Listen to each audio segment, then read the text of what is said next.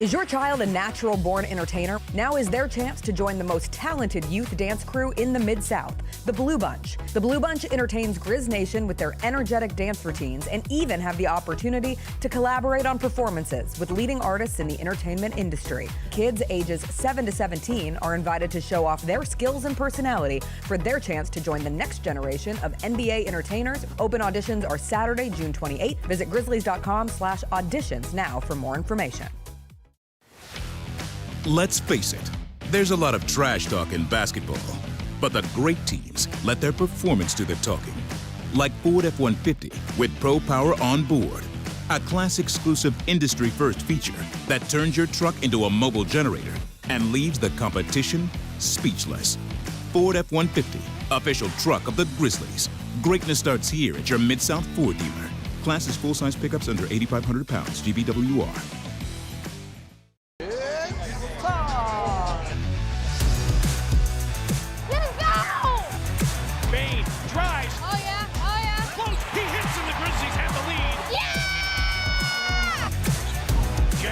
Good defense! Durant attacking, spinning, hanging, and hitting!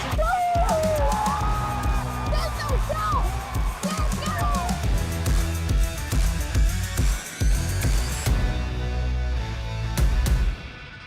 Kroger shoppers and Grizz fans, one exclusive last-minute discounted ticket deals texted straight to you during the Grizzlies 2024-2025 season. Sign up with the new Kroger Buzzer Beater deal. Fans can sign up by texting Grizz to 636-479 or visit your local Kroger store in the Delta Division and scan the QR code. By signing up, you agree to receive recurring automated promotional and personalized marketing text messages from the Memphis Grizzlies. Consent is not a condition of any purchase. Message frequency varies. Message and data rates may apply.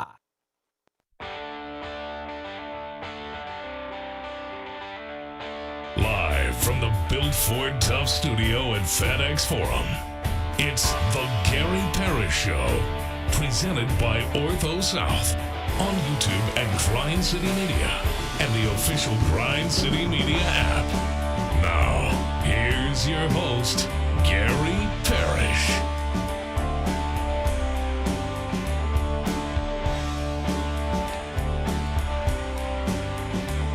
All right, I'm here. My name is Gary Parrish, speaking to you from the Built Ford Tough studio, FedEx Forum, downtown Memphis. Bennett Doyle's right there producing the program. Glad he's with me. Glad you're with me. Hope you're getting through the day best you can.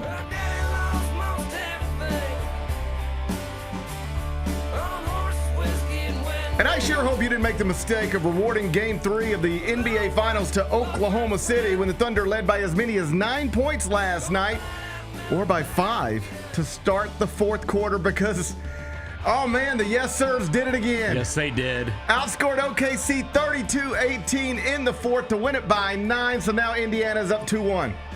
In the 2025 NBA Finals, Game 4 is set for Friday. We'll talk about it momentarily. First, though, quickly, let me set today's schedule for you. In the next segment, about 20 minutes, Mike Wallace is going to join me, senior editor, Grind City Media. He's going to be here in the next segment. I'll talk NBA Finals with him. When we finish talking to Mike, we're going to take a break, come back, do 5 more things you need to know, at which point we're going to discuss 5 previously undiscussed stories. Among them, the New York Knicks continue to look silly in pursuit of a new coach. I don't know what they're doing. They just keep asking other franchises for their coaches. They're like, hey, I know you got a coach, and considering you didn't fire him, I guess reasonably assume you want to keep him. But can we have him? Can we have weird strategy? We'll discuss it in about 40 minutes. Interesting story in Major League Baseball. The Red Sox have a rookie named Hunter Dobbins, and he appears to be caught up in his father's tall tales. He started telling stories to the media about his dad, and the media was like, all right, let's look this up. None of it appears to be true. Damn. I'll explain what happened, or what it appears happened. We'll do that in just a bit. Bennett could be, lots of other Memphians also could be without power later tonight. What? I wanted you to hear it from me. Oh my God. I wanted you to hear it from me. Again. We got severe weather. We got possible severe weather. I don't want to sit up here like I'm a meteorologist. I'm not. I mean, I think I could be, but I'm not. So I'm not going to guarantee that we have severe weather on the way. But there's a possibility of severe weather. And by severe weather, you know what I mean? High winds. Oh, no. That's the death of you. Yeah. High That's bad winds. news. High winds going to be the death of you. Yep. I'll give you everything you need to know. We'll do that a little later on in the show. Brian Wilson, the Beach Boys visionary and fragile leader whose genius for melody arrangements and wide-eyed self-expression made him one of the world's most influential recording artists, has died at 82. That's the opening sentence from the Associated Press's obituary on one of the world's greatest song makers ever. We'll spend a few minutes on Brian Wilson. We'll do that in the second hour. And the U.S. Open is underway at Oakmont. I'll run you through the leaderboard during a segment we call 5 More Things You Need to Know. Then we'll eventually do GP's Carry Out and we'll call it a day. So that's the rundown. We got a whole bunch to get to, but I did want to start with the 2025 NBA Finals because Game 3, it was played last night inside Gainbridge Fieldhouse, downtown Indianapolis. Final score, Pacers 116, Thunder 107. Awesome game. Benedict Mathurin, he led all scorers with 27 points off the bench. We'll get to him later, but I want to start by simply allowing Big Bet Bennett to pop his jersey. Big Bet Bennett. How about that? You've been a yes, sir, alongside old Big Mouth over there, alongside Devin over there. I've ridiculed you. I've told you to get on the right side of history. You have stayed true to yourself. You've stayed true to the Pacers. You've stayed true to Tyrese Halliburton. And now your Pacers, old Big Mouth's Pacers, Devin's Pacers, are up 2-1 in this best-of-7 series. It's good to see you this morning. Good to see you, man. You look nice. On a scale of 1 to 7, how much did you enjoy Game 3 of the 2025 NBA Finals last night? That was a lot of fun. That was a whole lot of fun. Looked like it. You know, I didn't. You were really taking a beating in the group text. Oh, you really man. took a beating in the group that text group last text, night. man, That I feel was, like I could hand my phone to HR. Yeah, and you messed up with that one, buddy. I feel like I could hand my phone to HR, and everybody who works here would be suspended by tomorrow. Yes, not me. I didn't Not take it you. that far, but a few people did. So yeah, that was awesome. I saw that the Pacers are undefeated this postseason with Caitlin Clark in the building, so that's maybe something to keep an eye on. Should she travel to Oklahoma City if necessary? I think so. Although they don't have to win a game in Oklahoma City, so you know They don't have to win a game in Oklahoma City, provided that they win game 4, then they could close this thing out in Game 6 at home. You're right. Your math is right on this. Yeah, so I think we'll be okay. No, it was honestly just it's just crazy how watching them this postseason, just how they win these games because I'm not trying to talk trash, but you said multiple times last night, this is over. But the thing is it does feel like it's over with them. Like they will get down in these games, and it's just like, okay, well it's over. On to the next game, and then somehow, some way, they find a way to win it in the fourth quarter. It's pretty wild. They have been doing this all postseason. And they do it, and we go, that was crazy. They do it, and we all watch it, and we come in here the next morning, we're like, that was crazy. And then you get all the bullet points connected to it. And it's like, nobody's ever done this before. And only 3 teams in history have ever done this before. And ain't nobody ever done what Tyrese Halliburton just did before. And you're like, man, that was wild. Unprecedented even in some ways. What a story. And then just before you could get even completely finished making sense of it, they just do it again. They do it again. Yeah. They just do it again. Sam Quinn from CBS Sports posted these numbers on social media. Obviously, we now played 3 games in these NBA Finals. All right? Check this out. In the first quarter of these 3 games, Oklahoma City is up 23 points. They have won the first quarters combined. They're plus 23. In the second quarter of these 3 games, Oklahoma City is plus 3. So still winning that one. Not by as much, but still winning that one. Third quarter, in these 3 games, they're combined plus 7, Oklahoma City. They win those quarters. And then the fourth quarters, check this out. I just ran you through it. First quarters, there's 3 of them, combined Oklahoma City plus 23. Second quarters, Oklahoma City plus 3. Third quarters, Oklahoma City plus 7. Fourth quarters of these 3 games, it flips to Indiana plus 27. What happens? I know. I don't know. I mean, we made a lot about what a great defensive team Oklahoma City is, and you just watched it. Like the Pacers are a great defensive team in their own right. I think that's a lot of it. They just don't stop coming at you. Like on the offensive end, they just don't stop. Like it's one of those things when you see teams get down 20 in these games, and it's like, okay, well, on to the next one. They don't stop. They get themselves back in these games. And they've late. And here's the thing: they've have created a habit in this postseason of like going down 15 and then coming back, going down 20 and then coming back. Right. They didn't do that last night. No, they didn't do that last They night. came back clearly, like the numbers are the numbers, but they never got down by more than 9. They were down 5 to start the fourth, but still they were in a hole. Mm-hmm. And I'm not a historian, but there's going to be a lot of data when this is over with that's going to suggest this is the best in the whole team of all time, or one of the best in the whole teams of all time. Like they get down and they're comfortable. They get down and they don't panic. They get down and they don't fold. They stay in the game. Sometimes they get out of the game, but then they get back in it. Yeah. But they're hanging around always. And when they do what they did to Oklahoma City in Game 1, even Shai Gilgeous-Alexander afterwards was like, we've been watching them do it. We know what they're capable of, but still, I don't even really know what happened. It just happened so quickly. They were prepared for it, but still, when you're living in it, it's just a weird thing to experience. How did this get out of hand? We had this. Why don't we still have it? So even though SGA, the MVP, said after Game 1, we know what they're capable of. We've been watching the stuff just like you guys have been watching the stuff. But then it just happened to us, and it was like that's not the type of thing that happens in basketball games, and it's especially not the type of thing that happens to us. And it happened to us, and we're still trying to make sense of it. Then they bounce back in Game 2 and just blow them out. Yep. But then in Game 3, it happened to them again. You know it's coming. You know you have to be aware of it, conscious of it. You know what they're capable of. But something happens in these fourth quarters, man, and you can't stop them. Mm-hmm. And last night, the thing that happened was Benedict Mathurin. Wild. And that's the other thing about this team.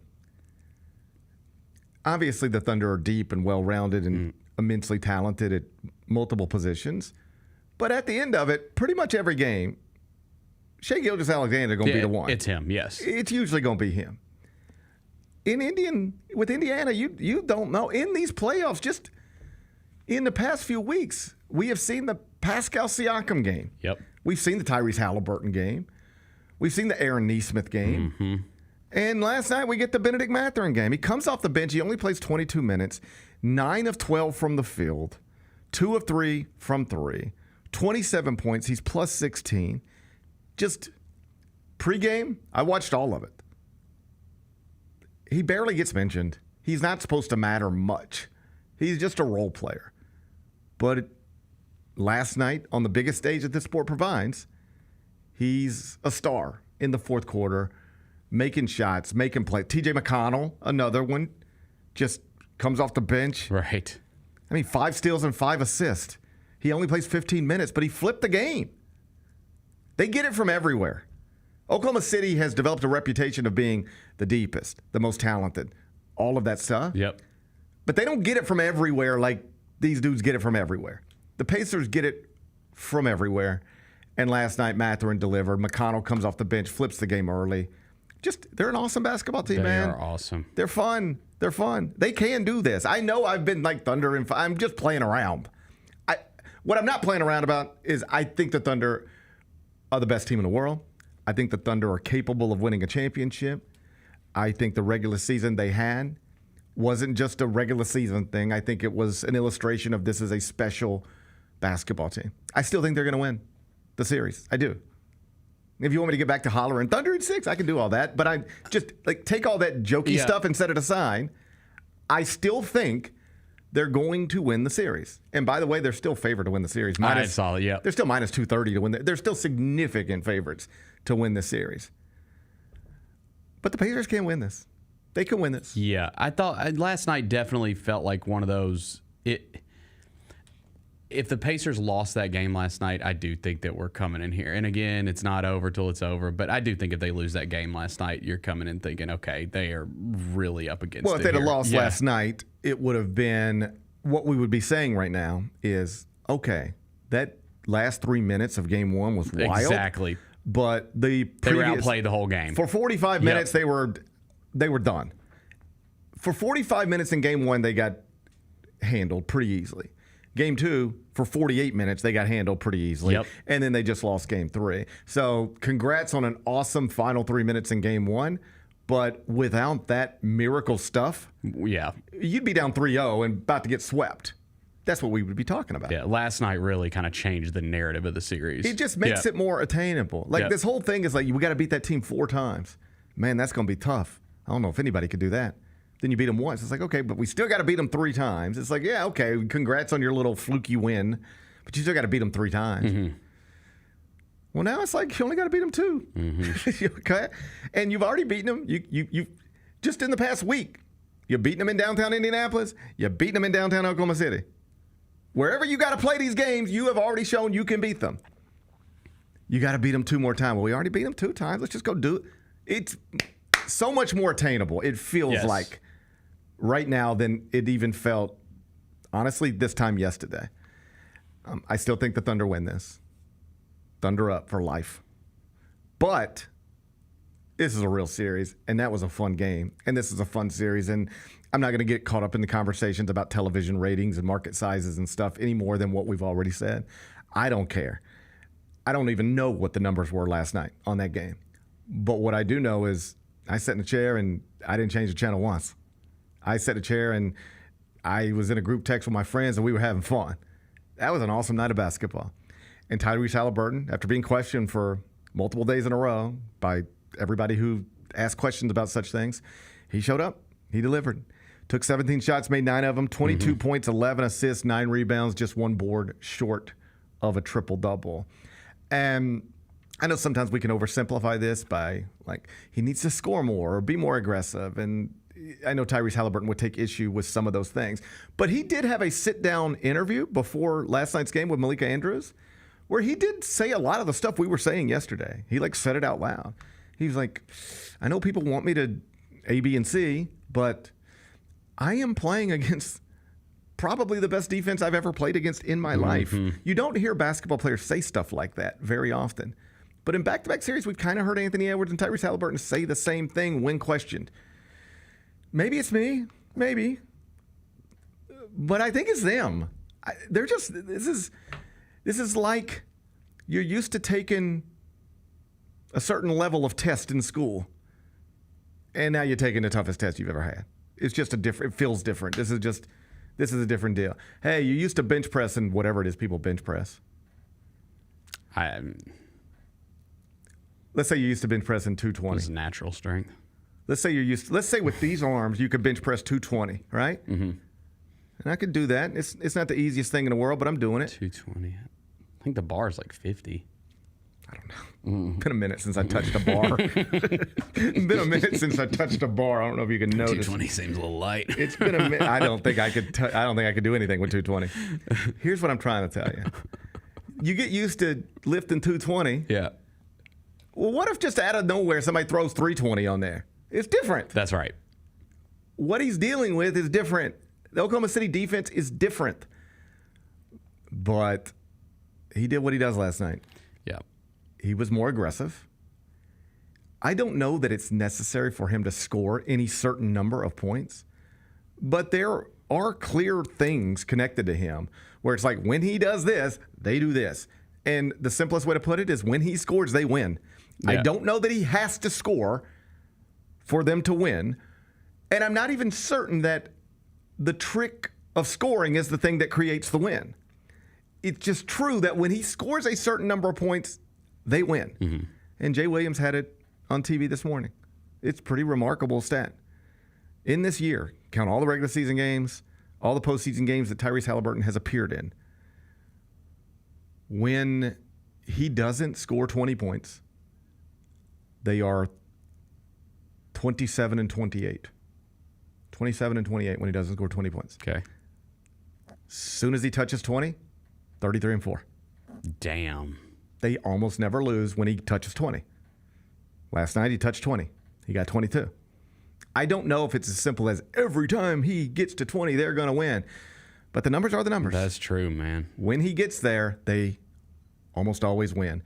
When he doesn't get there, it's basically a coin flip. And keep in mind, a lot of those little coin flips, those were games against bad Eastern Conference teams in the regular season. When he doesn't touch 20, even against anybody, the Pacers are just a coin flip to win against anybody.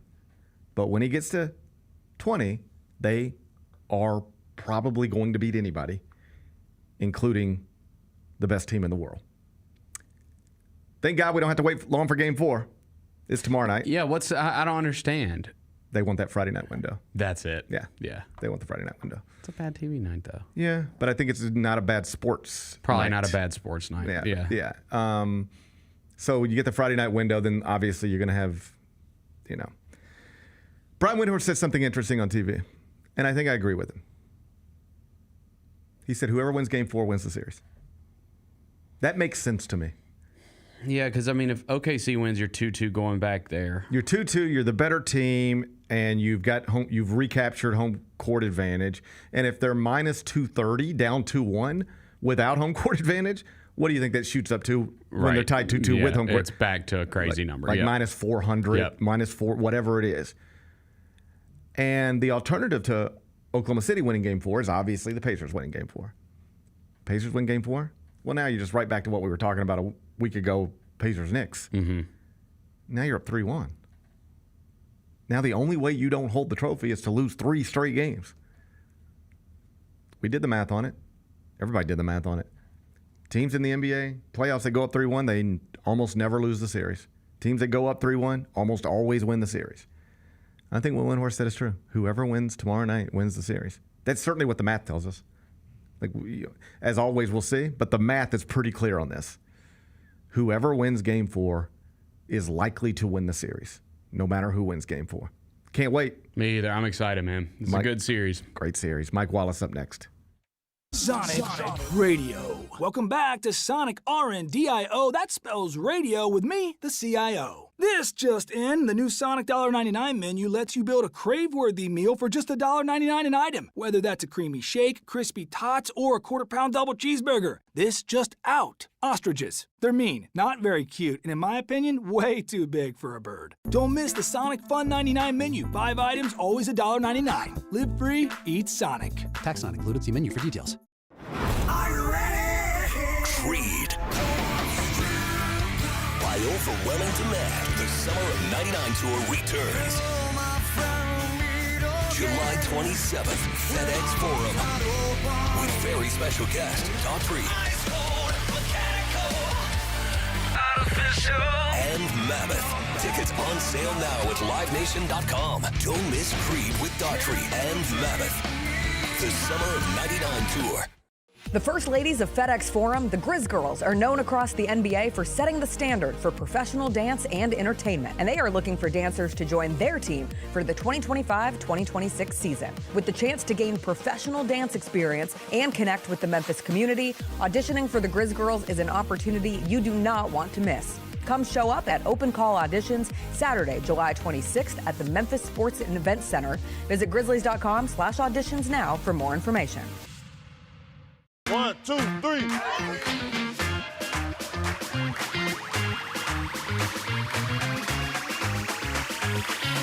Ready, go.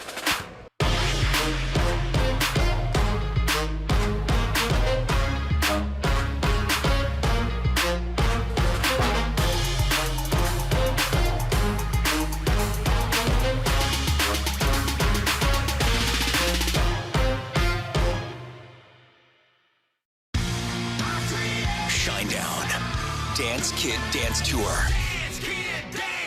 Live in Memphis. FedEx Forum, Saturday, August 30th. With special guests, Bush and Morgan Wade. Get tickets now at livenation.com. Shinedown, live in concert. For more, visit shinedown.com.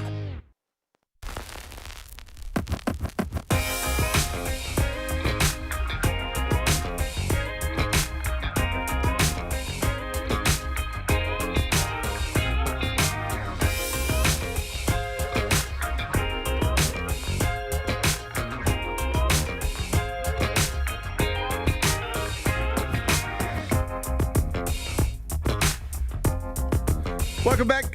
Gary Parrish Show presented by Ortho South. On Thursdays in the second segment, I'm joined by senior editor, Grind City Media. It's the great Mike Wallace on X at My Mike Check. Mike Wallace, it's Gary Parrish. How you doing on this Thursday?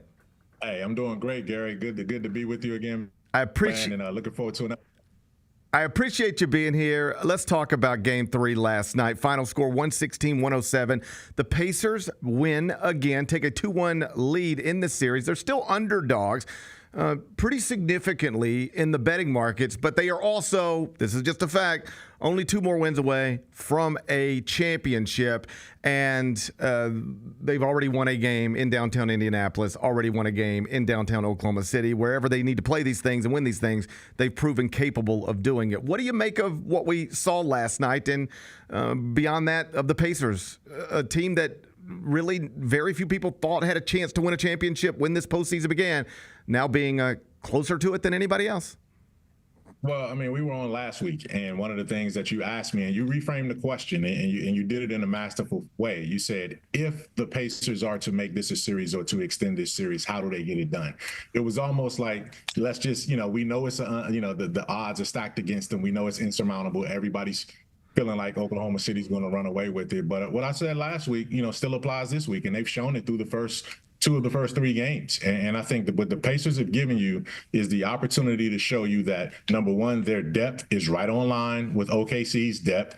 And, they showed that last night in dramatic fashion with those guys coming off the bench, McConnell, Mathurin, and everyone. Obi Toppin has been a factor in this series. He's been the most one of the more athletic front court players in the series because of what he's been able to do. They've won the turnover battle in Game 3, with the exception of that horrible first half in Game 1 with turnovers. They've pretty much been able to manage themselves and conduct themselves relatively well. Even the game Oklahoma City won, normally Oklahoma City beats you by 30 when they get you down like that. They kind of just, got to the finish line of that game, and it didn't, Indiana was still relatively within striking distance for most of that game. They just couldn't get over the hump. So, what we're seeing right now is an Oklahoma City team that's going up against a team that looks a lot like them in the mirror, that is not afraid and doesn't flinch like a lot of other teams have flinched against Oklahoma City's pressure. They've won the battle of physicality. They're putting Caruso on his ass. They've neutralized Lou Dort and made Lou Dort have to think about some of his physical contributions to this series. And they've stood up to him toe-to-toe. This is a relentless Indiana Pacers team, and you got to applaud them for what they've been able to do so far through 3 games. So we played 3 games, and each game has 4 quarters. And the breakdown in terms of point differential is this. In the first quarter of these 3 games, Oklahoma City is winning those combined by 23 points. Second quarter, Oklahoma City has won those quarters combined by 3 points. Third quarters, they're plus 7. And then we get to the fourth, and it's Pacers plus 27. Mm-hmm. How do you explain that? Is that an Oklahoma City problem or just a Pacers specialty? How do you make sense of those numbers? I think they figured out the way that Oklahoma City plays. I think they figured out that, okay, if we can stay in the game, yes, we're comfortable playing from behind, and they were behind again by 5 points going into the fourth quarter of Game 3 last night. And they say, look, as long as we give ourselves a chance to find our rhythm, let's stay with them. And then when the game becomes a fourth quarter game midway through, we like our chances. We don't back down in that moment. We're not afraid in that moment. And we know that we don't have to change our playing style in that moment. And I think what happens in the last 6 minutes of the fourth quarter in a lot of these games is that Oklahoma City becomes more one-dimensional. They become more Shai Gilgeous-Alexander dominant, ball dominant, and playing more like Kobe Bryant and Michael Jordan taking over at the end. There's a little bit less ball movement. There's more isolation, and he's going up against a more stacked defense. Whereas Indiana, on the other hand, is just figuring out, okay, we don't have to change up. They don't know what's coming. We can go to Pascal Siakam on this possession. Next possession, we're going to Mathurin. The next possession, we're going to let, our point guard take over in that situation and do big things that Halliburton has done all series. And then we can come back again and get a shot from either Nesmith or any of the other guys. They're so balanced that you don't know what's coming at you on any given possession other than the fact that they're going to be relentless. So while they're a little bit harder to figure out and sort of isolate on in the fourth quarter, Oklahoma City has become more one-dimensional in the fourth quarter, and I think that's where Indiana has gained its edge in coming down the stretch. Like you mentioned, the Pacers have shown over and over again throughout these playoffs that they're comfortable in tight games. They're also comfortable playing from behind. They really never seem uncomfortable until Rick Carlisle, which is what he did in game 2, just says, just pulls the plug on it and says, all right, we're done here. But as long as he allows them to be in it, they're in it.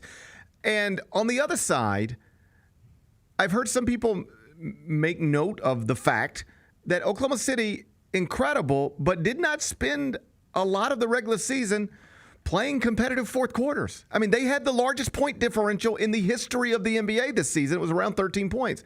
Blowout after blowout after blowout. Is there something to that the Pacers are used to being in these games, and Oklahoma City just really isn't? They spent months at a time without playing too many of these.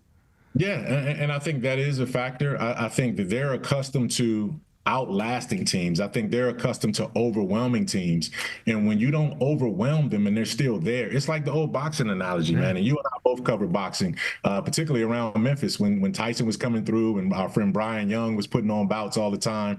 And, if Tyson can't knock you out in the first 3 rounds, then it becomes what adjustment does this brawler have to make? Like, I'm used to knocking dudes out with this hook or this jab or this uppercut, and these guys are still standing here. And I'm a boxing fanatic. I go back, quite a ways. And this series reminds me a lot of the Tyson Holyfield fights, where Holyfield he did everything well. He wasn't spectacular at anything. Tyson was a knockout artist. And when those rounds got into 7, 8, 9, and 10, it was more Holyfield gaining his confidence that, hey, this guy can't knock me out.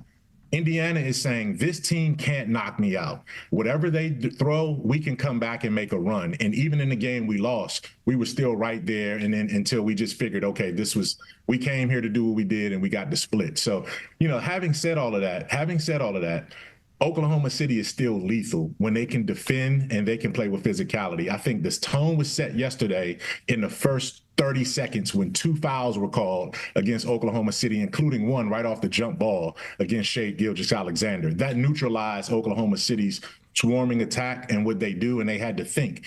Indiana's forcing Oklahoma City to think, and now they have to figure out another way to execute with the counter. In the history of anything playoffs, any sort of best of 7 series, we always talk about big game 1s and big game 7s, and game 6s are legendary throughout sports, whether it's game 6 of the 86 World Series or game 6 of Michael Jordan's final game with the Chicago Bulls. We don't usually talk about game 4s being big deals, but tomorrow night's game 4 is massive. And it sort of crystallized for me when I heard Brian Windhorst put it this way. He said, listen, whoever wins game 4 is going to win this series. And obviously that's not guaranteed. We're still going to have a game 5 no matter who wins game 4.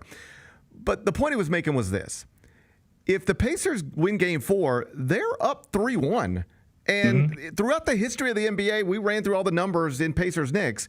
Once you go up 3-1, you almost always win. And once you go down 3-1, you almost always lose, regardless of who you are. That's the history of the sport. So if the Pacers win, we got a 3-1 situation, and the numbers become the numbers.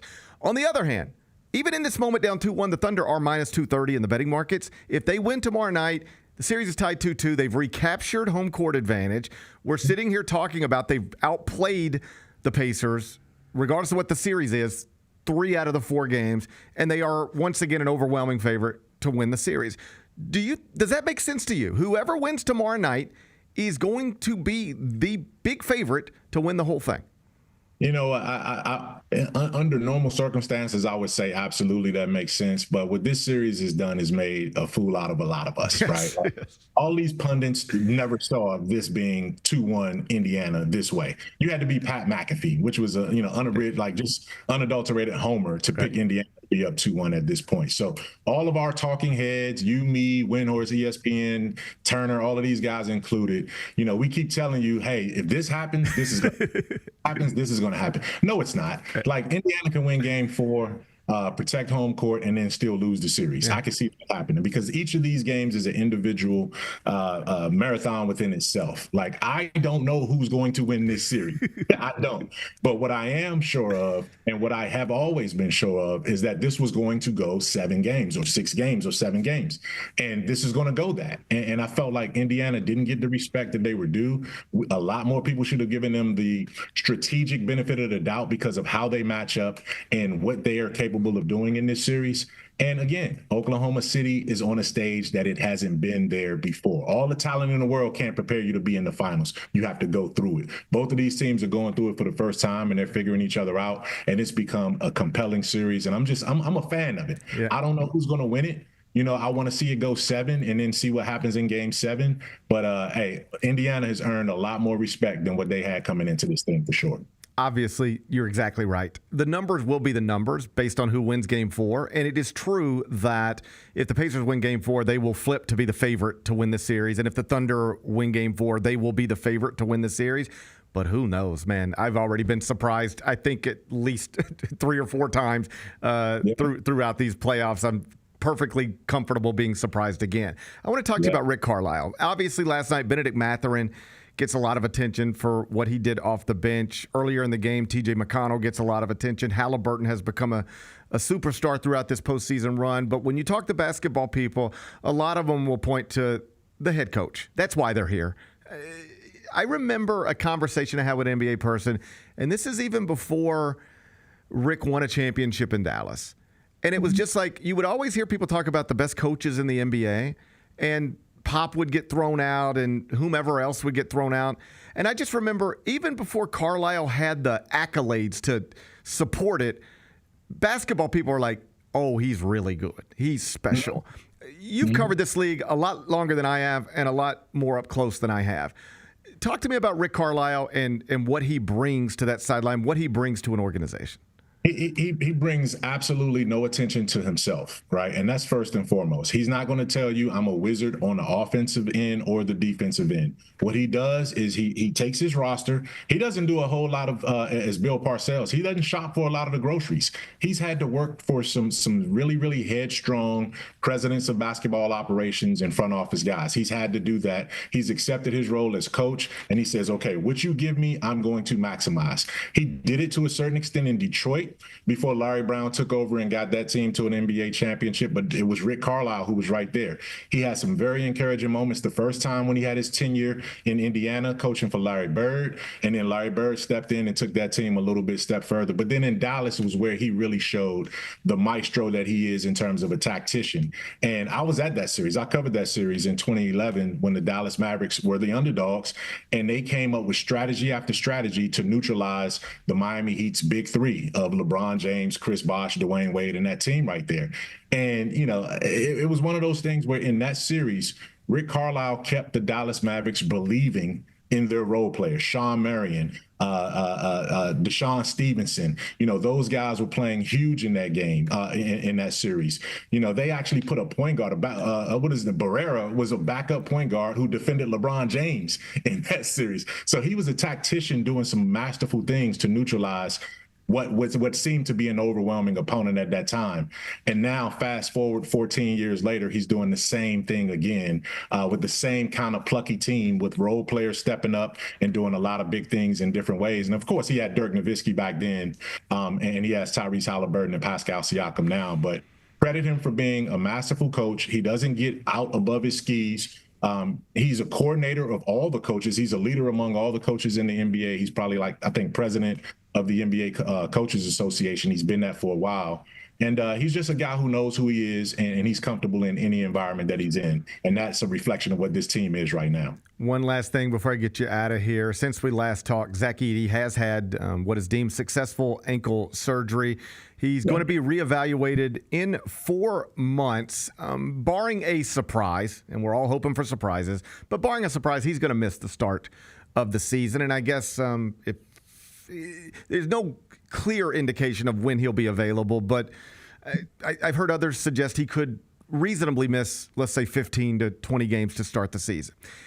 Is this something the front office needs to address? Like, because this happened, we have to do something with our roster that we otherwise would not have done?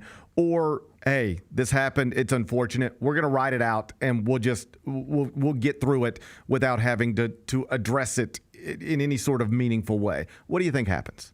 I have a piece up on grindcitymediagrizzlies.com right now saying that, the ED timeline intensifies the priorities that the Grizzlies take with the front court rotation this offseason. And basically what my piece, sort of details is that they're not going to do anything more drastic than what they were already planning, but they do have to be far more intentional with it because, again, they needed another front court reliable guy, a rebounder in that front court no matter what was going to happen with Zach Edey. Even if you bring him back, you needed another guy that was capable of being big and playing some big minutes. But when you remove him from the situation now, that puts more onus on, okay, how is Jaren Jackson Jr. going to come back? Is he going to come back understanding that I have to better embrace the pick and roll game? Because right now, Zach Edey's the only guy that can set a reasonable screen to get Ja Morant downhill and still give you an option at the rim. Brandon Clark can do it, but Brandon Clark is coming off of two, major injuries over the last 3 years, and he's pushing 30. That's not ideal for him in this situation to have him playing heavy minutes. Santi Aldama, what are you going to do? He's more of a finesse big as opposed to a power big. And then after you get past that, you don't have anyone there. So the Grizzlies will have to make some strong decisions on what they're going to do, whether it's the mid-level exception that they can use or figuring out a way to trade to get some more help up front. But they definitely are going to need that, and I think they were going to need that regardless of Zach Edey. But now it becomes more essential. That becomes, if it was the third priority, it now becomes priority 1A or 1B in the situation for what they're doing moving forward, regardless of how much time he misses. And you don't want to rush him back.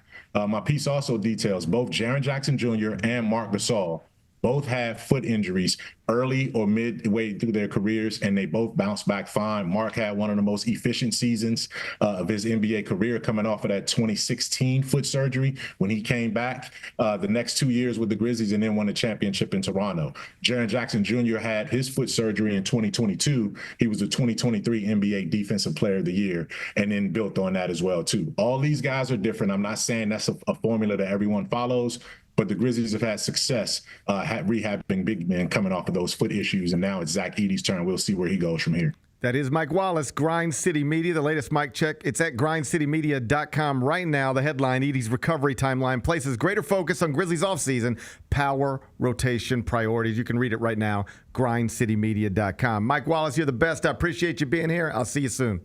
All right, thanks a lot, man. Appreciate it. Bye-bye. That's Mike Wallace from Grind City Media. When we come back, turn our attention to the New York Knicks coaching search. My God, what are they doing? What are they doing? They're trying to get everybody else's coach. Woo! They didn't have a plan. There's 0% chance they had a plan. Oh, they didn't have a plan. No, they didn't have a plan. I mean, I've never run an NBA franchise, and at this point in my life, I doubt I ever will. But I'd like to think if I were going to do something like what it is they did, fire a coach who just took you somewhere you hadn't been in 25 years, I'd have a plan. Yes. I think I'd have a plan. I think so, too. I don't think they had a plan. I'll run you through what these fellas are doing up there in Manhattan. I'll run you through what's up next. What should the Grizzlies take away from this Western Conference Finals matchup? The Grizzlies need more quality depth. Not just depth, quality depth. Well, what the Memphis Grizzlies can learn and take away from the Western Conference Finals is you can't talk about it, you got to be about it. Hey, Grizzlies fans, be sure to tune in to Grizzbeat, where the panel and I break down all things Grizzlies and take a look at the rest of the NBA as well. The show is live every Wednesday, 2 p.m. on YouTube at Grind City Media and the official Grind City Media app.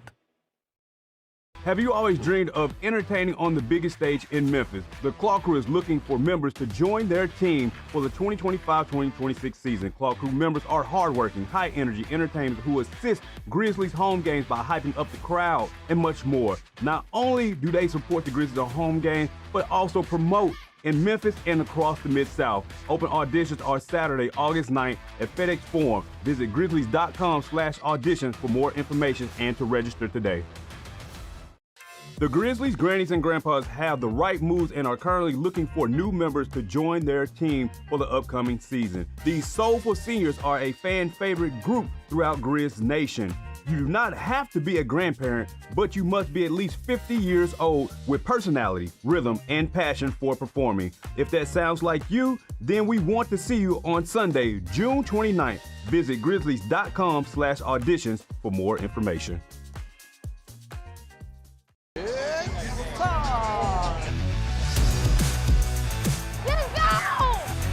Bain drives. Oh yeah, oh yeah. Close. He hits and the Grizzlies have the lead. Yeah! Jaron with a knockaway. Good defense. Durant attacking, spinning, hanging, and hitting. Let's go, Let's go!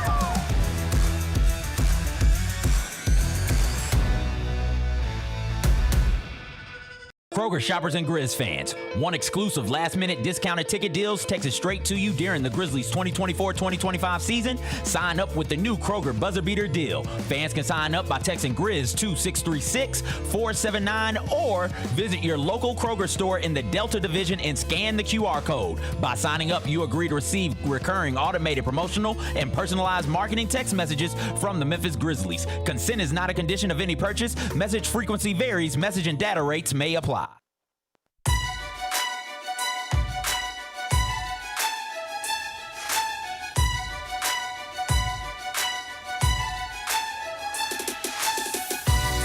Orthopedic injuries can be unpredictable, unforeseen, and unscheduled, and Ortho South understands this better than anyone. Since your injuries don't make appointments, you don't need to either, and that's because Ortho South welcomes walk-ins during the weekdays, in the evenings, and even on Saturdays. So next time an unforeseen injury makes an unscheduled appearance in your life, visit orthosouth.org to find your nearest urgent care location. Just walk in at Ortho South to take care of everything, especially you. Learn more at orthosouth.org. That's orthosouth at orthosouth.org. Now I got 5 more things you need to know. Number 1. The New York Knicks still don't have a coach. But, buddy, it ain't because they ain't trying to get one. It's just they have a weird approach. It appears that way. Their approach appears to be, after firing their wildly successful coach, their approach appears to be to call the other 29 franchises and be like, hey, so you might have heard we fired our coach, and now we need a new one, and it's not going to be Jay Wright. So would you mind us having your coach? Could we just have yours? And everybody's like, nah. No. The latest names. Billy Donovan and Quinn Snyder. Damn. This goes on top of Jason Kidd, Chris Finch, Ime Udoka. They divorced their coach and decided to start asking other people for their coach. I love the permission denied. Permission denied. So good. What are we? My God. It's so many. It's like it doesn't end. How could this possibly have been your strategy? This is actually crazy. No, you know how you know that they had zero plan after firing Tom Thibodeau is because someone is leaking this to Shams. Like someone is giving him this information that they've been like. I don't think that someone in that Knicks organization is telling him, yeah, we've tried to get so-and-so, but we've been denied by that organization. That's happening. It is so stupid the way this is playing out. And I use that word intentionally. I try not to use that word as much as I used to, but I use it intentionally today. This is stupid what they're doing. It's so stupid that I have to think it can't be as it appears. Because the way it appears is that they just fired their coach, had no idea what they were going to do, and then Jay Wright's like, I don't want to do it. And then everybody else is like, my boss won't even let me talk to you. And that is so ridiculous that there's a part of me that just wants to believe there's no way that's what actually happened. So then you start looking for other possibilities. And I wonder if we won't find this out someday. I know it looked like they didn't have a plan, but they did. And it just fell through. I'm sure Jason Kidd said, I want to come there. I would not be surprised if that happened. But even that's not enough to make you think you got a plan because you still got to get him away from Dallas, and that's complicated. Right. I'm wondering and I'm just wondering, that's all I'm doing. But is there a story we'll hear later where it's like, come on, do you really think they just fired Tom Thibodeau and didn't know what they were doing? They fired Tom Thibodeau. They thought they were hiring this person, and then that person backed out on them, and then they were in scramble mode, and then they didn't know what they were doing. But initially, they thought they knew what they were doing, and it fell through, no fault of their own. And now it's a mess. Like, this happens in college all the time. Yeah. There was one time where... This is what this feels like, is like a college coaching search. It very much feels like that. Yeah. There was one time where Arkansas had an opening, and they thought they were hiring John Calipari when John was the Memphis coach. Yeah, okay. Like, they believed they were doing it, and it just didn't happen. John, I don't want to say played them, but he used them to get what he wanted out of Memphis and stayed at Memphis. Wasn't the first time. Yeah. Like, it happened all the time. Yes.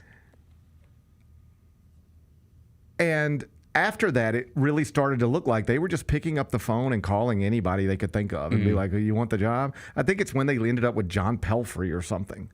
Okay. And that when I remember, like, God, it looks like they don't know what they're doing.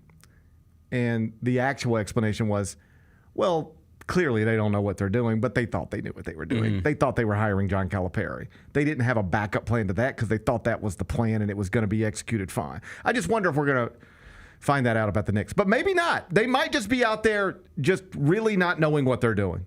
That certainly appears true right now. Maybe there is no alternative story. It's just, nope. They just decided they wanted to get rid of Thibodeau. They figured out, they assumed they just figure out the next part next, and they have not figured it out yet, and it's a mess. But think about what they're doing. It would be like, I'm put this in real world terms. You look at me, and you go, man, Gary's got a nice life. Everything seems to be going well. The same way you have spent the past month looking at the Knicks and going, the Knicks look like everything's going well. Place is packed. All the stars are there. They're in the Eastern Conference Finals. They're 2 wins away from the NBA Finals. They got a coach who's won 50 games in back-to-back seasons for the first time in a quarter century. Got them in the Eastern Conference Finals for the first time in a quarter century. Man, the Knicks looks like everything going well there. Honestly, like, from a distance, looks like everything's great.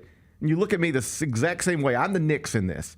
You're like, man, GP, it looks like everything's going well for him. I don't know why he'd mess with anything.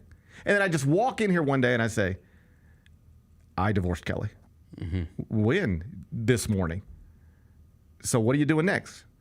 I don't know. I just know I can't be in that relationship anymore. So you're going to be single for a while? Oh, no. I need a new partner. I can't be alone. Are you crazy? I need a new partner. When? ASAP. So what are you going to do? Not really sure. Ben, and I know you're happily married, but as I just told you, I need a new partner. Will you mind if I call Kara? No. Hey, Vernon, I know you're happily married, because if you weren't, you wouldn't still be married, right? I guess that's not technically true. A lot of people still married, but you get the point. Hey, I need a new wife, though. I need a new partner. You mind if I holler at yours? Well, no. No, you can't holler. What are you talking about? That's what the Knicks are doing. All these owners know each other. Hey, we fired our wildly successful coach, who most people think is better than the coach you got. But we got rid of him. I need a new coach. Can I have yours? No. Can I have yours? No. Hey, Houston, can I have yours? No. Atlanta, can I have yours? No. Okay, Dallas, can I have yours? No. What are you talking about? Hey, Chicago, can I have your coach? No. What are you talking about? This is crazy. I also think, too, that there is a bit of a, like, overinflated ego to this whole situation. We're the Knicks and we're good again. We're the Knicks and we're good again. Yeah. Who wouldn't want this job? Yeah. But the problem with having that approach is that this is not college basketball, where there's a buyout in every contract, and you can really say who wouldn't want this job. And somebody who is currently employed would say, yeah, you're right. I can't wait to move to New York City. NBA coaching contracts don't work like that. These guys are under contract. Jason Kidd probably would love to be the next head coach of the New York Knicks. Unless the Dallas Mavericks sign off on that, he can't. He can't. If Penny Hardaway wants to leave Memphis today to be the next head coach anywhere, he can do that. There's a clause in his contract that will allow him to do that. Jason Kidd does not have that clause in his contract. Neither does Billy Donovan or these other NBA coaches. You work for who you work for in that league until the contract is done, unless they pay you to go away. That is, broadly speaking, how these things work. So the arrogance of we're good. We're New York. Who wouldn't want to be here? Like, I get that. But then there's the next part of the equation of it doesn't matter who wants to be here. You're asking the wrong question. Who is capable of coming here that we would want? Who's that person? Because whatever the list of people who want to come here is, unless they contractually can, it doesn't matter. So does Jason Kidd want to be the next head coach of the Knicks? I assume so. But it doesn't look like he's going to be. No. Unless the Knicks and the Mavericks work out some deal that will work the way a trade works in professional sports. It's just a crazy. Well, did you see the reporting this morning of who? Well, their next two targets are Mike Brown and Taylor Jenkins. Yeah, like they're just running down the list. Yeah. And eventually they will get a coach. But you know what's going to happen here?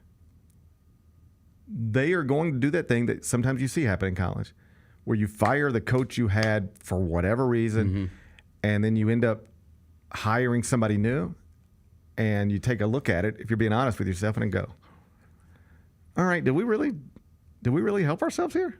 Are we better today than we were 2 weeks ago? Well, I think at this point, it's almost certain whoever they hire, the fan base is not going to be as happy about it as they would have been if they just kept Tom Thibodeau. The only hire they could make that could maybe rally the fans would be like a Jeff Van Gundy. Yeah. You could tap into the history of it and all that. Sure. Outside of that, at this point, let them try to introduce Taylor Jenkins as the next head coach of the New York Knicks. I tell you how that's going to go. Taylor's a great basketball coach. Did a lot of great things. Of course, but the narrative is going to be we're hiring the guy that got fired in Memphis. Yeah. That's what it'll lead with. And then he won't help himself in the press conference because he's just I like Taylor, but the New York media will eat him up. The way he speaks will not be okay in that market. The way he talked pregame and postgame will get him eat up in that market. I'm just telling you. He would have to, I'm not saying he couldn't adjust. Sure. But he would have to. The way he would talk about things after like New York, they don't just ask one question, you kind of talk around it and then move on. They'll ask you, why are your starters not playing more in the fourth quarter? And you'll say, well, it's a strategy and blah, blah, blah, blah, blah. And if you don't actually answer the question, they will go right back to it. Okay, great answer, but you didn't address what I said. Why are your starters not playing more? Then they'll throw it on the back page and that's a different deal. I don't think that's a great fit. Obviously, if he's offered the job, if I were his agent, I'd say, yeah, let's take it. It's the Knicks and you're set up to win. Right. But I don't think I'm skeptical it would go well. But at this point, it really might fall to him. He really might be the next head coach of the New York Knicks. What a mess. Yeah, dude. They messed this up. They messed it up.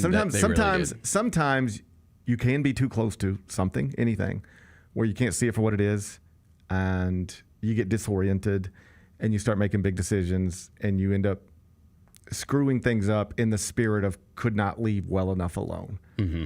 Sometimes things are going well, just leave them alone. Things are okay. Yeah. Why are you messing with this? I know. Yeah, you don't lose 2 home games in a row to start the Eastern Conference Finals, and maybe we're having a completely different discussion. Like it's not. I don't feel like they were just that far away from this. Like I would not have made that move. Look at where we are right now. Yeah. The team that eliminated him is just 2 wins away from the title. Yeah. This story might be. So how did Tom Thibodeau's career end in New York? We got eliminated by the eventual champions. Okay. Like, couldn't leave well enough alone. Right. Couldn't leave well enough alone. I know Mikal Bridges probably didn't want to play as many minutes as he was playing. I'm confident Jalen Brunson got tired sometimes. I don't doubt for a second that Thibodeau grinded on people and the players were like worn down. But sometimes having a coach or even a boss in a normal work environment grinding on you can make you better. Grinding on you can get desired results. Sometimes your players being irritated by the coach ain't the worst thing in the world. Sometimes that's why the team is actually the team. But they couldn't leave it alone. And it's starting to look like they're going to end up regretting it. Number 2. So, interesting story involving Boston Red Sox rookie Hunter Dobbins. Have you heard this? Do you know anything about this? Mm-mm. So Hunter Dobbins just gets called up recently. He's a rookie. And recently there was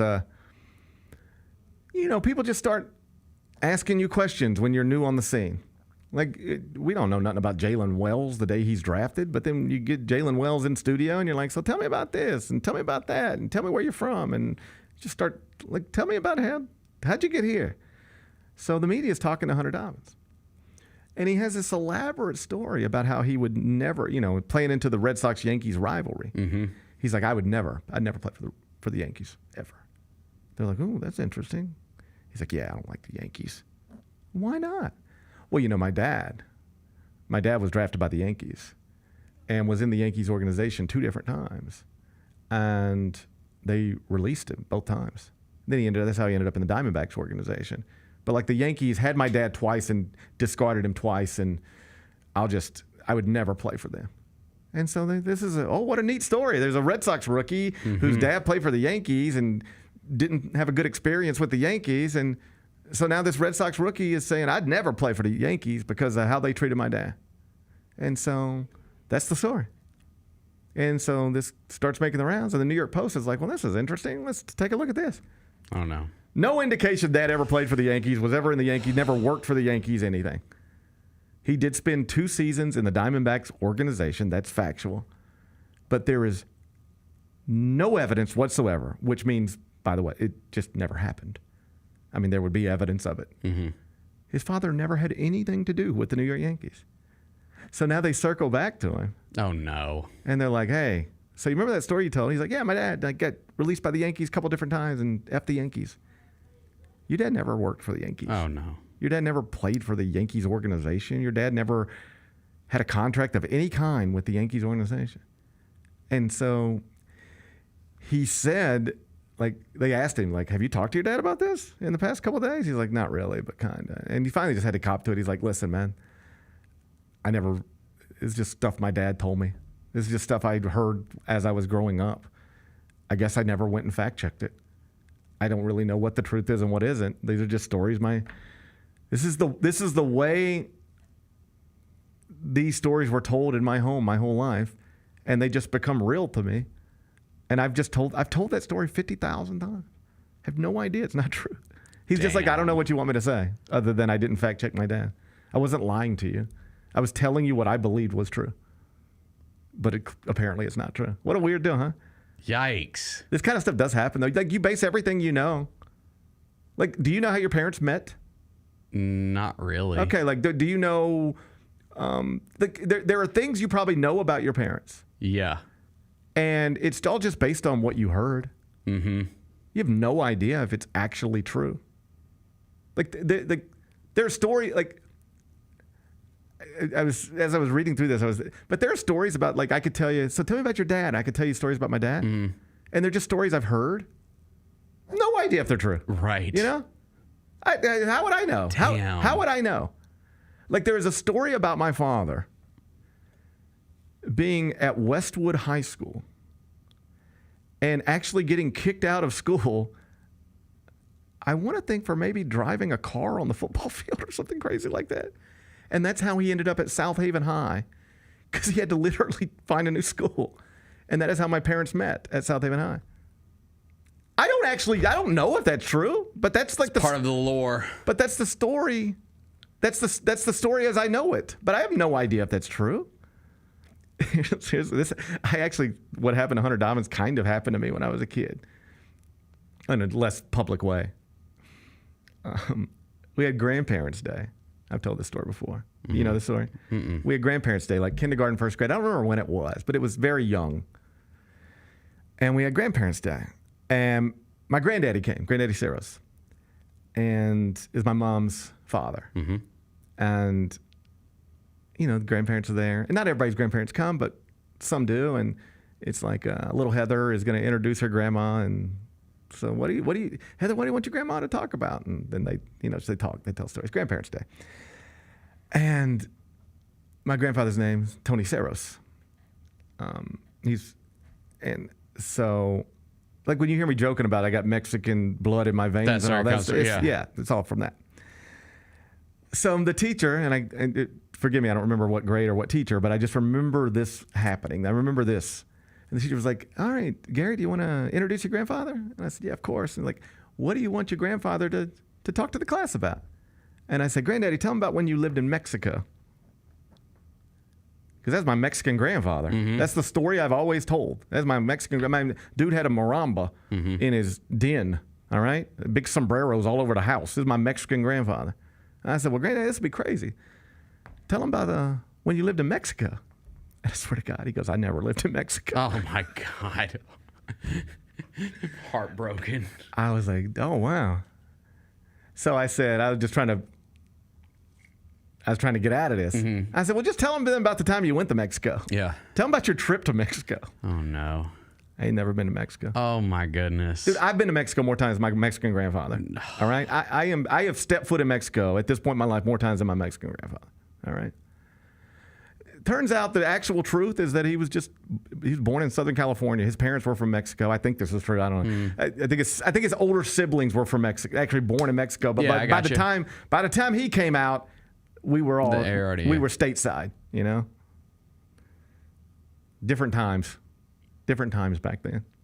You could come stateside and people wouldn't try to rip you out of a Home Depot parking lot. Yeah. You know? Different times. Turns out people have been there quite a long time. Yeah. Different times. Yeah, gotcha. But I just remember like up until that point, my whole life was like I have my pawpaw. He's from Alabama.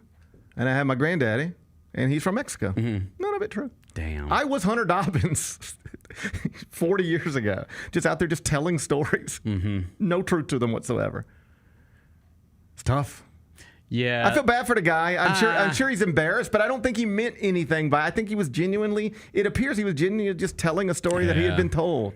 The real problem's the dad here, trying to look impressive in front of his kid, making up stories. I think this is on the dad. It's on the dad. This is on the dad. You can't be telling your kids you played for the Yankees if you didn't play for the Yankees, right?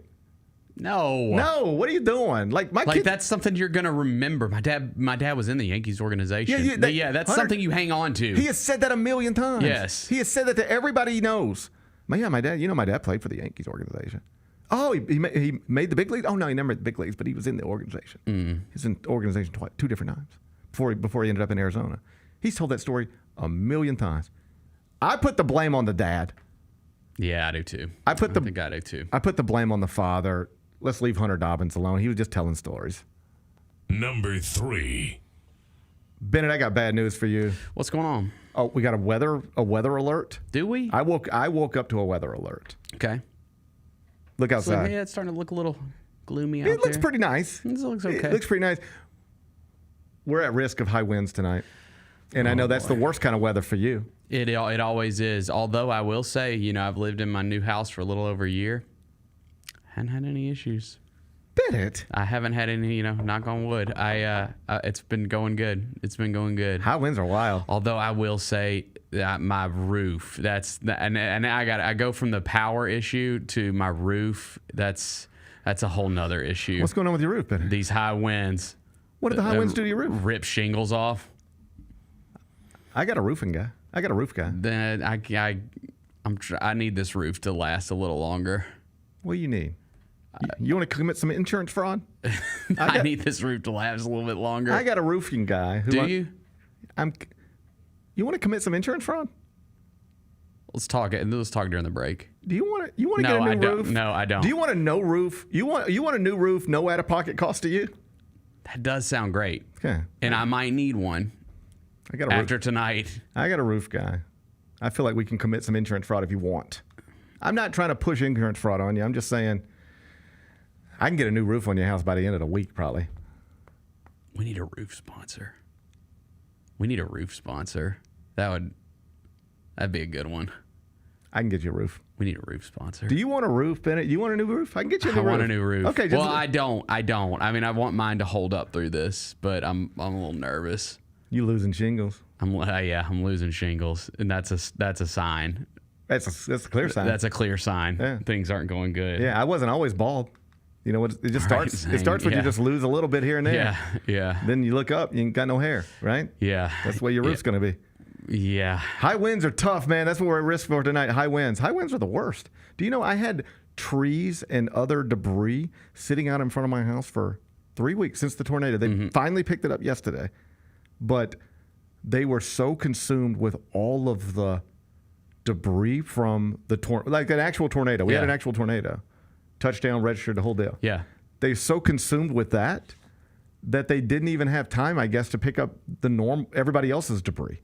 So I've had like high wind debris outside my home for like 3 weeks. Yeah. Small problem, but you notice it. And now we're at risk of high winds again tonight. Could be right back where we were. Awesome. Can't wait. This is concerning. This is concerning. I will say, credit where credit's due, man. Give some credit if you want to.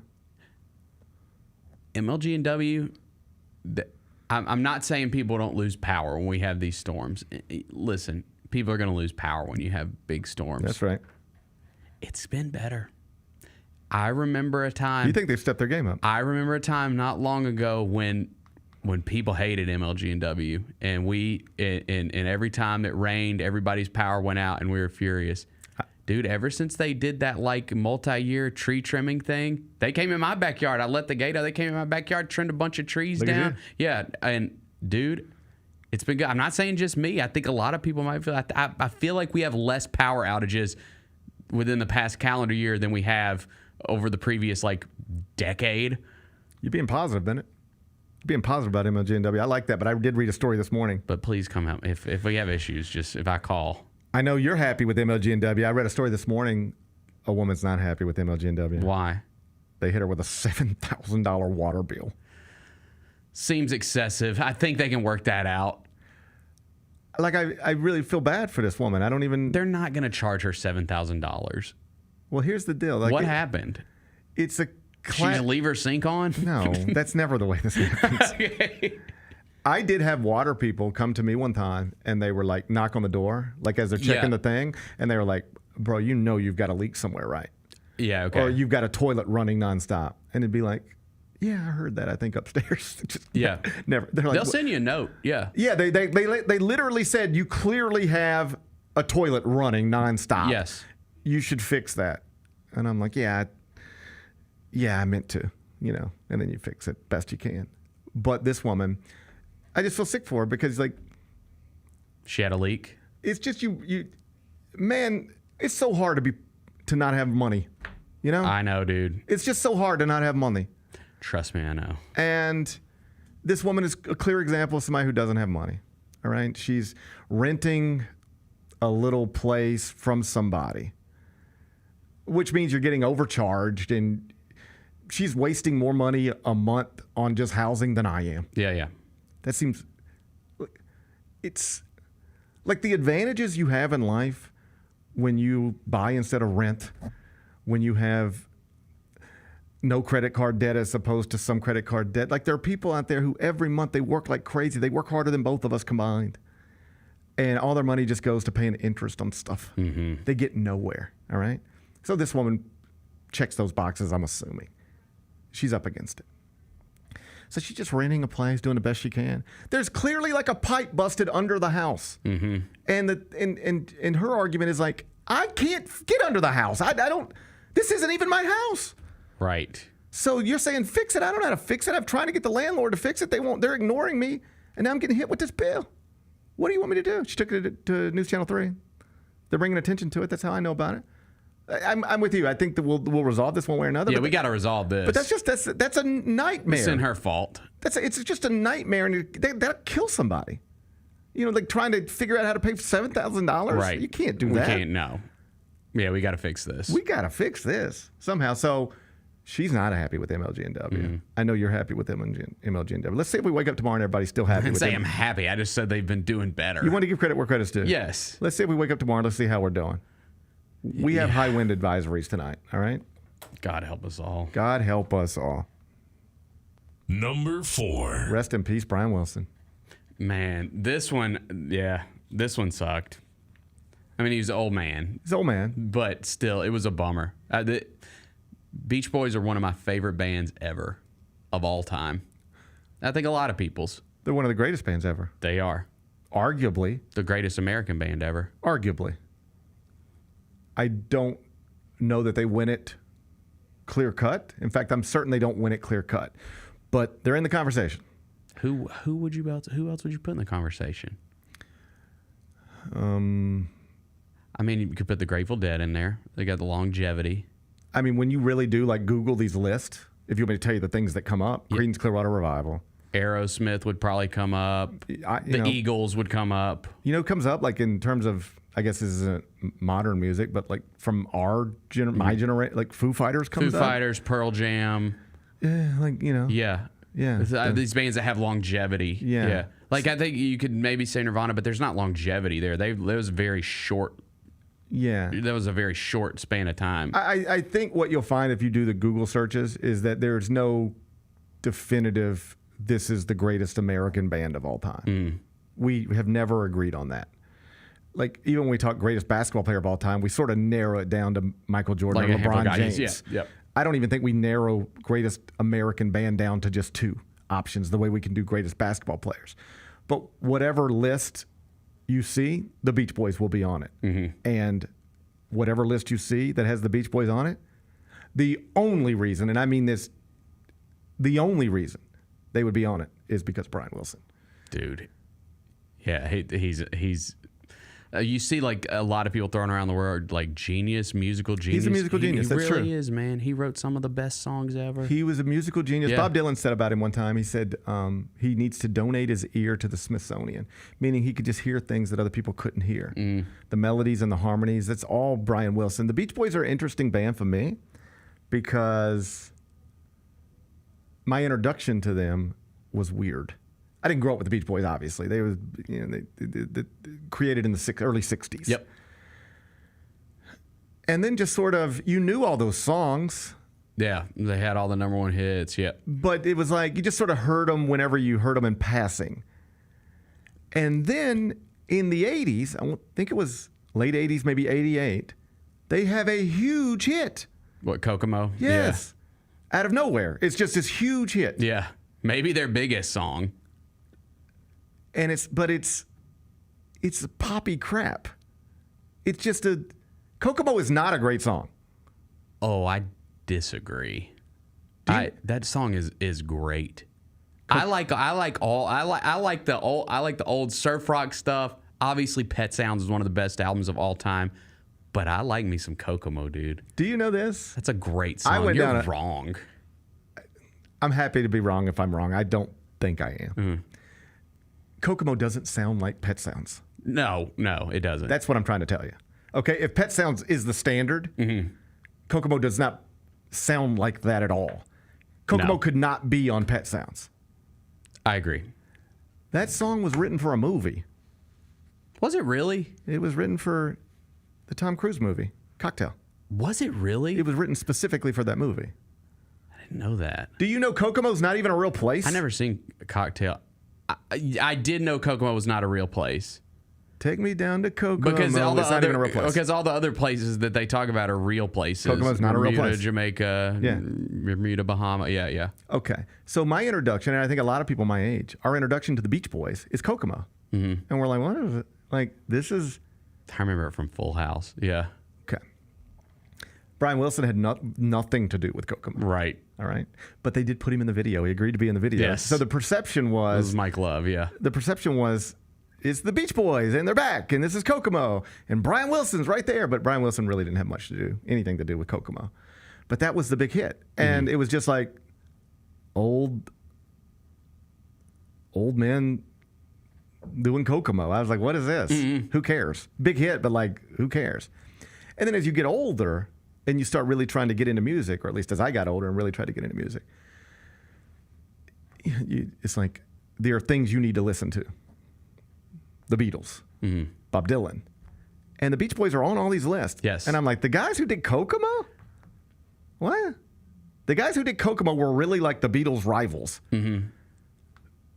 The only reason Sgt. Pepper got made is because Paul McCartney was like, if they're going to do Pet Sounds, we got to do something. Yeah. What?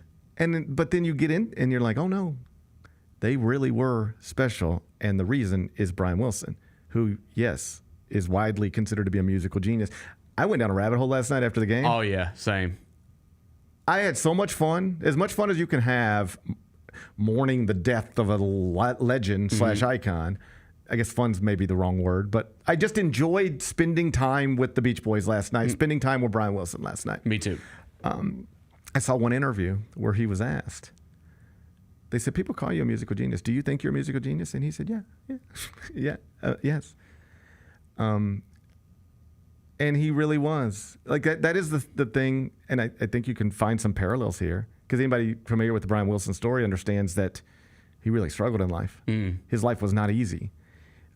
He struggled with mental health, like schizophrenia. Yeah. Like, I don't want to You can tell in old interviews, too, he's a different guy. Yes, but he's really struggled with mental health, substance abuse throughout his life, and like isolated. Like he wrote a lot of the stuff just by himself, alone. And then when he was ready to record, he'd bring everybody in and say, okay, this is what we're doing. But it was all up here. Like he famously, like he built a sandbox in his house and put a grand piano in the sandbox. And he would sit there barefoot in the sandbox writing, and he just wanted his feet to be able to touch the sand. He needed that to feel like a beach boy, I guess. They wrote all these surfing songs. He never really surfed. He never surfed. He's not a surfer. Man, I love that. Yeah. But so you talk about musical genius stuff, and who does a lot of this sound like in modern times?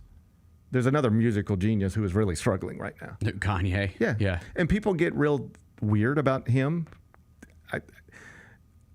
Like almost bothered when he would be bombastic and say things like, I am a musical genius, but like he is. He's off the rails in a variety of other ways, but he is actually a musical genius. Anybody who knows anything about music or enough about music will co-sign that. There are smart music people, even in this moment, who will tell you, if you want to sit down and have a long conversation, Kanye West is the most influential artist of his entire generation, period. People will still say that despite all of his other stuff. But I wonder if a lot of these musical geniuses, they struggle, man. And Brian Wilson is that example, and Kanye West is a different kind of example right now. They just struggle in life, and Brian Wilson's struggles are well documented. I saw the Beach Boys once. I was out in L.A. You did? Yeah, it was neat. It was a neat little experience. It wasn't with him. He wasn't a part of it. Anymore. So this would have been 2008. Yeah, because I was in Los Angeles for USC versus UCLA basketball game. Kevin Love played for UCLA. Let's go see my uncle's band. It was exactly like that. Yeah. Kevin Love's playing for UCLA. OJ Mayo's playing for USC. This is a big deal. Yeah. I fly out there. I had developed a relationship with the Love family, like Stan Love and Karen Love, Kevin's parents. I had got to know them throughout the recruiting process.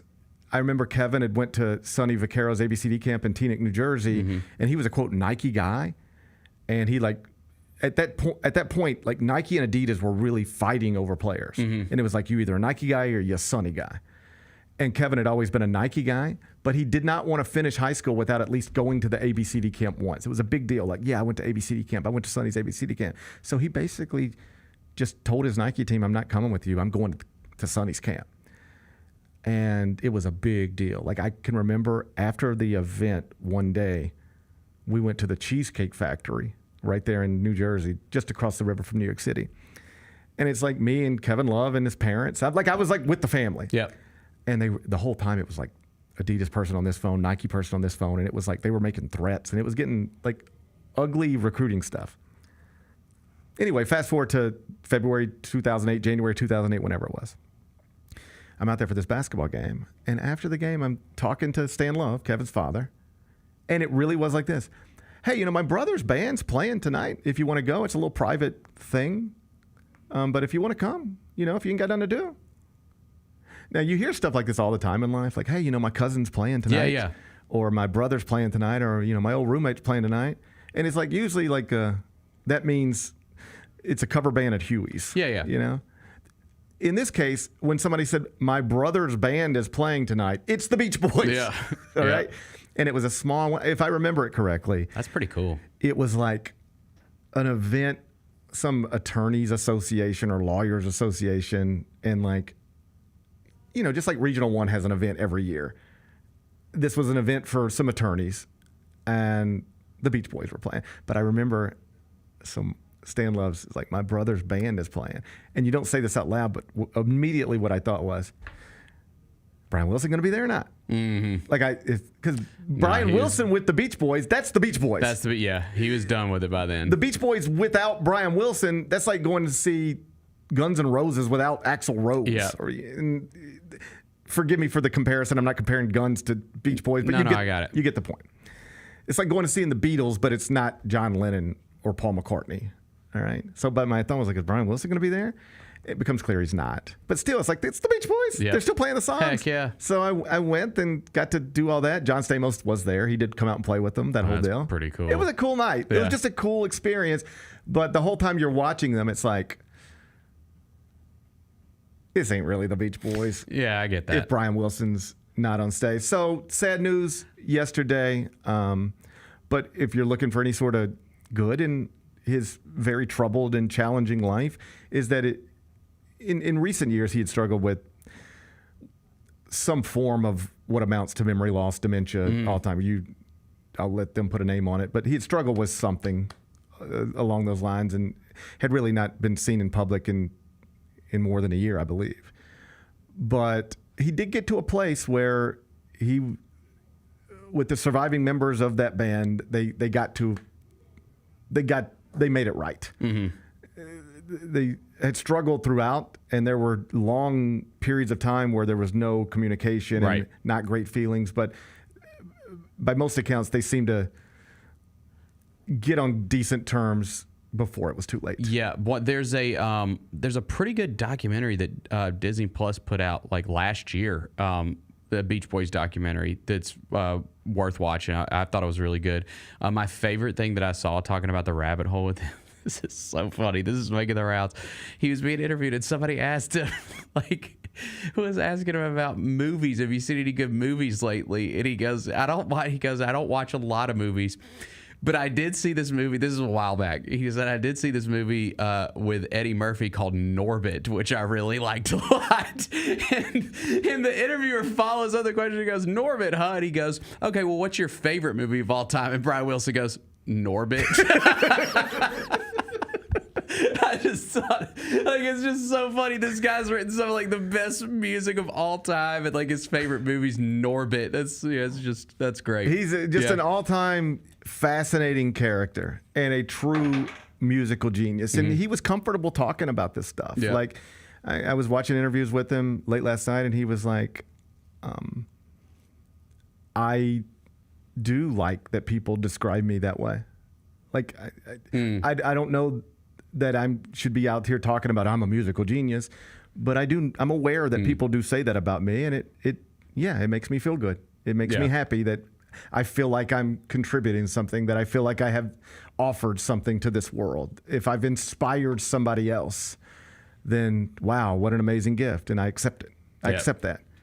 But it's one thing to inspire people. It's quite another when you were quite literally described as a person who inspired the Beatles. You inspired Paul McCartney to be better. That's something. Pretty cool. That's a legacy. Rest in peace. Brian Wilson, dead at 82. Number 5. U.S. Open is underway at Oakmont. J.J. Spaun is your early leader. He's 4 under through 17. Where's Scotty? Let's get an update.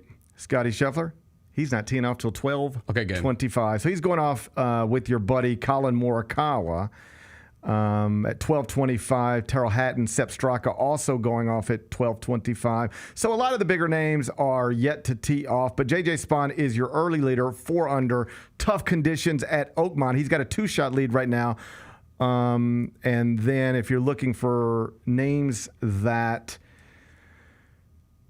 you would recognize that are already out on the course, Wyndham Clark is 1 over through 14. Bryson DeChambeau, 3 over through 16. Lucas Glover, who of course won here, 3 over through 14. So still a lot of golf to be played at Oakmont, but J.J. Spaun, your leader as of 11:28 Central on Thursday, June 12th. Be back with GP's Carryout. Catch us if you can at Southland Casino Hotel and win your share of up to $1.8 million in free play and prizes. Join us for drawings every Saturday in May, June, and July. Each month, over 900 winners will take home free play or drive off in a new car or motorcycle. Be there for all 6 grand finale drawings and try to catch us if you can, only at Southland Casino Hotel. Must be 21 up. Play responsibly. For help quitting, call 800-522-4700.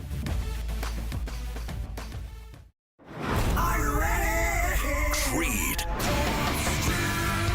By overwhelming demand, the Summer of '99 tour returns.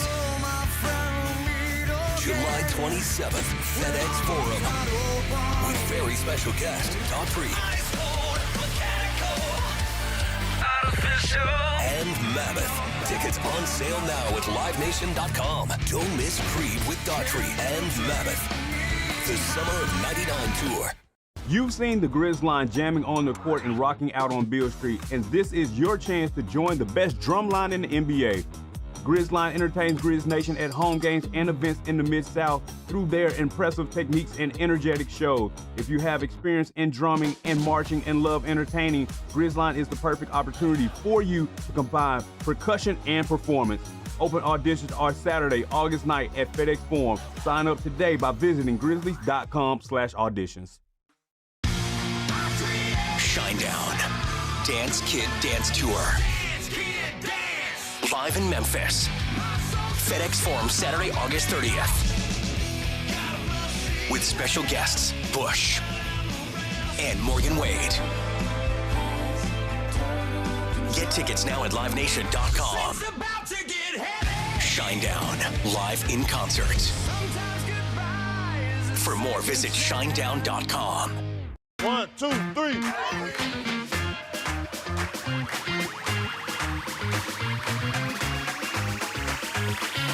Ready, go.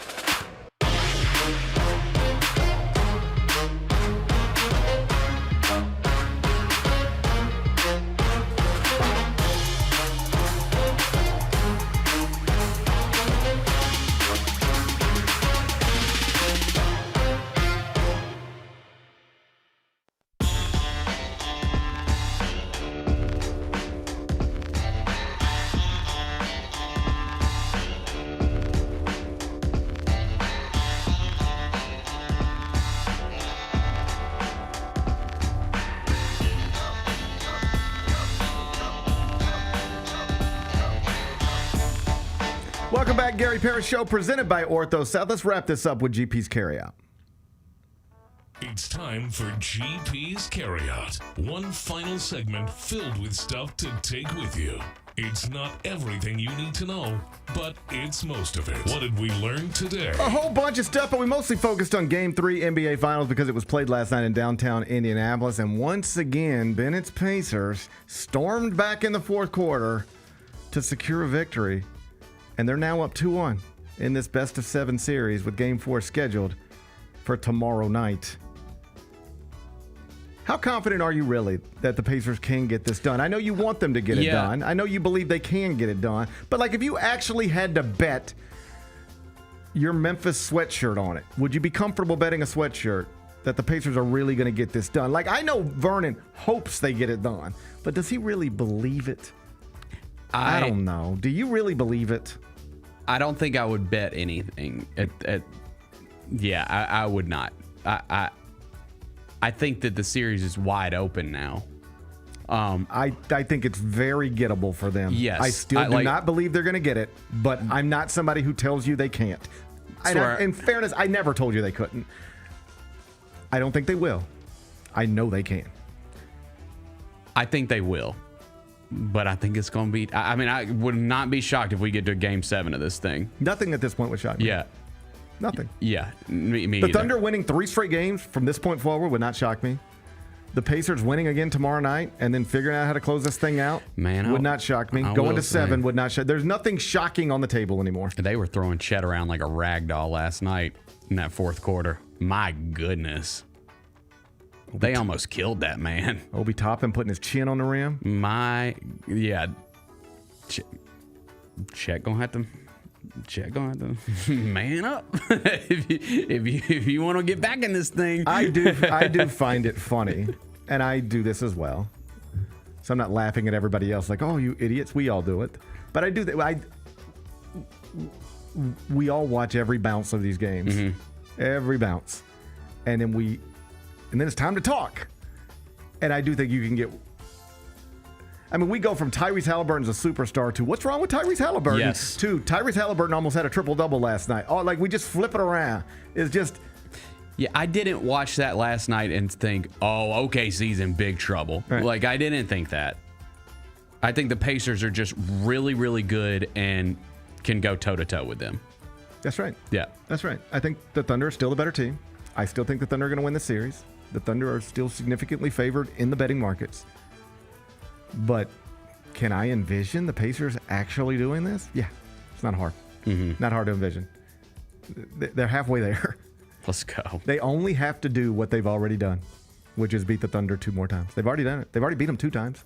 They just have to do what they've already done. I don't think they will. But, yeah, I know they can.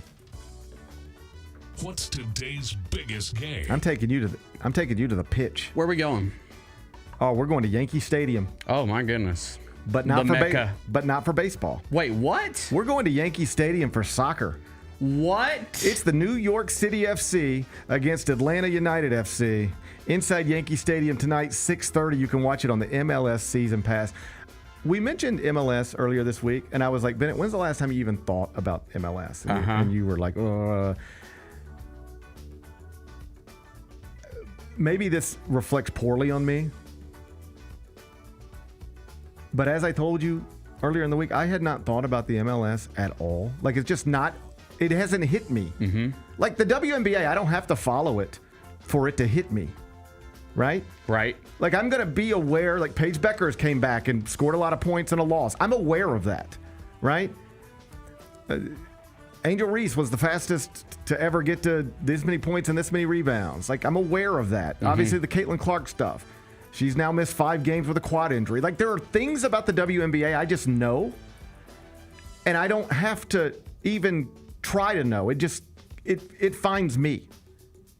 Nothing with MLS finds me. Same. And you're a damn subscriber. Yes. Are you still a subscriber? I mean, I guess. And canceled? Yeah. I guess I am. Everything I've ever subscribed to, like, once I subscribe to something, buddy, you got me for life. Oh, my God. I could probably be saving so much money right now. You have no idea. I have a monthly Peloton subscription. All right? I'm not... That's how they get you, man. You just forget you even have it. Buddy, I'm telling you, our Peloton hadn't even been plugged in a year. I mean, plugged in the wall in a year. I have a Peloton. So once I subscribe to something, you got me. Yep. All right? So I'm assuming I'm still an MLS subscriber. Here's what I'm trying to tell you. When we talked about this earlier in the week, and I was like, Bennett, so when's the last time you even thought about the MLS? It is so far off my radar. I didn't even know if they were in season right now. And I guess if you'd have pinned me down, I'd have been like, I didn't know that. I think they are, because it feels like this is the type of time when I remember betting on soccer once upon a time. It feels like it was around this part of the calendar. But I'm not 100%. Like, it's just nothing that happens in the league reaches me. And if it doesn't reach me, that's a problem. Yeah. No, because we're plugged into this stuff. I'm with you. I'm just, in every other sport, for the most part, like, I know the Stanley Cup finals going on right now. All right, I don't follow hockey. I might not watch much of it, but I know it's happening. Yep. Obviously, NFL, don't even worry about it. NBA, but even WNBA, it reaches me. Yes. MLS doesn't reach me. I know who's good and who's not in that league. And we thought, like, Messi's coming to America, and that was just a thing. It was just, like, cool. He's still here, right? When's the last time? Is he still here? Yes, I believe so. But when's the last time you even thought about that? It's been a minute. When's the last time you saw a Messi highlight? I can't remember. This is last season? Like, this is a real... I mean, maybe it's not a real problem. Maybe there's, like, a whole soccer community out there being like, well, you're an idiot. You're just an idiot. But I'm just telling you, it's a problem. Like, I am in front of this all day long. Yeah. And nothing that happens in MLS ever reaches my eyeballs. But tonight, we're inside Yankee Stadium. Okay. Well, that's big. Who's playing? The New York City FC against Atlanta United FC. Okay. And it's we're going to call it a pick. So you can take either one, minus 110. You want New York or Atlanta? How you want to? I mean, I think I want New York. They're better. They're better in the standings. Atlanta's got a losing record. They do have a losing record. Yeah, I think I got to take New York at home just based off what I see in front of me. Based off what Bennett's looking at, he thinks New York City FC is a lock Won tonight. last night, by the way. Minus 110. You did win last night. So minus 110, that's what Bennett's laying. He's got New York City tonight inside Yankee Stadium. You can watch it via the MLS Season Pass. What are we watching on TV? Can I interest you in Titan, the Ocean Gate submersible disaster? Remember them fellas tried to go down? I do remember. They wanted to go see the Titanic, I think. I do remember. Boom. And that thing just imploded. Imploded? Blew up? Yep. It's number 2 at Netflix.com today.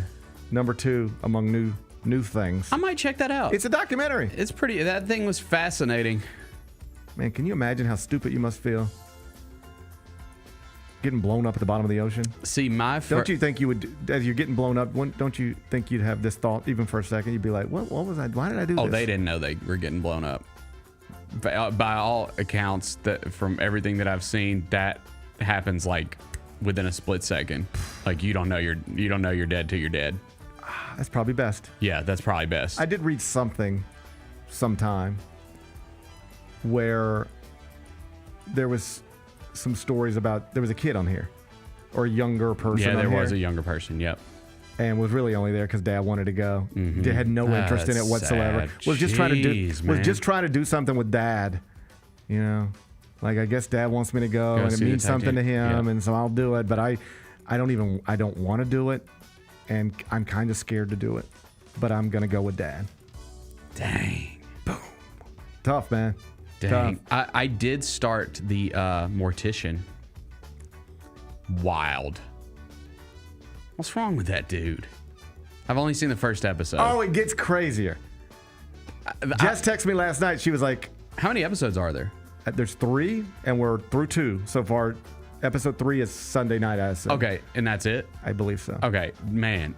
That dude's wild. What's wrong with that dude? Jess started watching it yesterday, too. She texted me. She's like, you weren't wrong about this. Just wait. Here's what I texted her. I'm telling you right now. It gets crazier. Okay, because like, I don't want to say anything because it'll give it away. But like, I'm just sitting here. I'm watching him sitting here justifying this stuff, and I'm like, how does that not sound crazy as hell to you, dude? It gets crazier. Okay.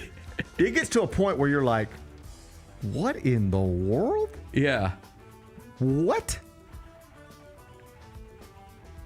It gets crazier. I had no idea that like what are they called? Mortician. Yeah. I had no idea that there was like this like underworld of like rival morticians and stuff. It gets crazy. Crazy. It gets crazier, man.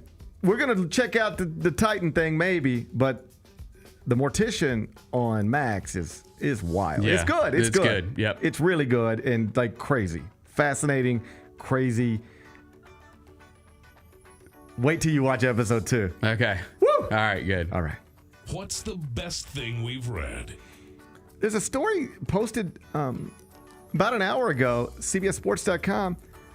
Did you see these court records came out? And there's a man who has claimed loyalty to ISIS who was caught scouting Oklahoma's football stadium for a terrorist attack. What? He's going to try to blow up Oklahoma's football stadium. That's random. He was trying to blow up the Sooners. That's pretty random. He was trying to blow up the Sooners. Jeez. Yeah. And I guess they got him. Oh, they got him. Yeah. But I mean, imagine you just try to go to a football game on some Saturday in the fall. It's like Oklahoma against Tennessee or something. Next thing you know. Damn. It's like you're in a Titan Ocean Gate documentary. You know what I'm saying? Mm-hmm. You know what I'm saying? Mm-hmm. Boom. So if you want to read about that scary stuff, you can find it. It's on the homepage right now, CBSSports.com. What's on tap for tomorrow? Well, tomorrow's Friday. Mm-hmm. Jessica Benson in studio. That'll be fun. That's always fun. Yep. Be getting ready for Game 4 NBA Finals. Big one. Oh, it's a big Friday. I would argue this might be the biggest Game 4 in the history of the NBA Finals. Right now, one team is favored to win the series. And I'm going to argue no, but... And if they win tomorrow night, they will remain the favorite and reclaim home court advantage in what would then amount to a best-of-3 series. All right? You win that game 4 if you're Oklahoma City, this you're on your way, and you are a big favorite to close it out. Mm-hmm. You lose it tomorrow night. Now you're down 3-1, and the history of the NBA tells you 3-1 that you dead, buddy. You better have LeBron and a Draymond suspension on tap, or else you probably dead. I'm going to say it's the biggest game 4 in NBA Finals history. Fine. I don't care if it's true, if I'm being honest with you. I'm just going to say it. I think it's true. Tomorrow night is the biggest game 4 in NBA Finals history. So we'll get you ready for that. All right? Enjoy the rest of your day. I'm going to enjoy mine. We're going to meet back here tomorrow at 10. Till then, be careful, be kind, be good. Rep your hood.